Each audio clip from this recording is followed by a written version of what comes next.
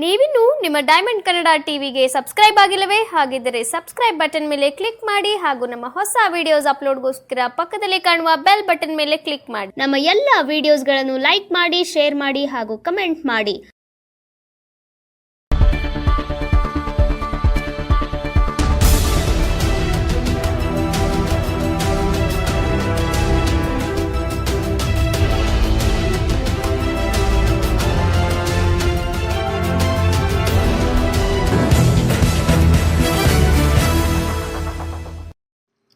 ಮಂಡ್ಯ ಜಿಲ್ಲೆ ಶ್ರೀರಂಗಪಟ್ಟಣ ತಾಲೂಕಿನ ಬಾಬುರಾಯನಕೊಪ್ಪಲು ಗ್ರಾಮದ ಸಮೀಪ ಇರುವಂತಹ ಬ್ಯಾಂಕ್ ಆಫ್ ಬರೋಡಾ ಮುಂಭಾಗ ಪದ್ಮಭೂಷಣ ಕರ್ನಾಟಕ ರತ್ನ ಡಾಕ್ಟರ್ ಶಿವಕುಮಾರ ಸ್ವಾಮೀಜಿರವರ 118ನೇ ವರ್ಷದ ಹುಟ್ಟುಹಬ್ಬ ಆಚರಣೆ ಕಾರ್ಯಕ್ರಮನ ಆಯೋಜಿಸಲಾಯಿತು.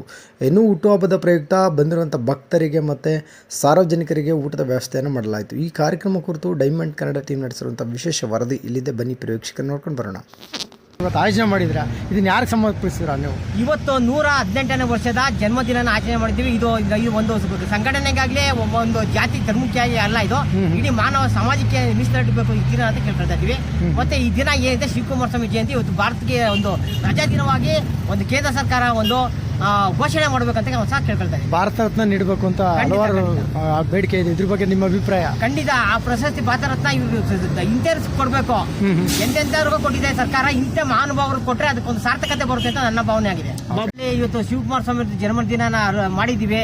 ಇದು ಏನು ಸ್ವಾಮಿ ನಡೆದಾದ ದೇವತೆ ದೇವ್ರು ಏನು ತೀರೋಗಿದ್ರು ಇವತ್ತು ನಾವು ಆಗ್ಲಿದ್ದಾರೆ, ಅವ್ರ ಪಾದಕ್ಕೆ ಸಮರ್ಪಣೆ ಆಗಲಿ ಅಂತ ನಾನು ಕೇಳ್ಕೊಳ್ತಾ ಇದ್ದೀನಿ. Okay Babanna, thank you.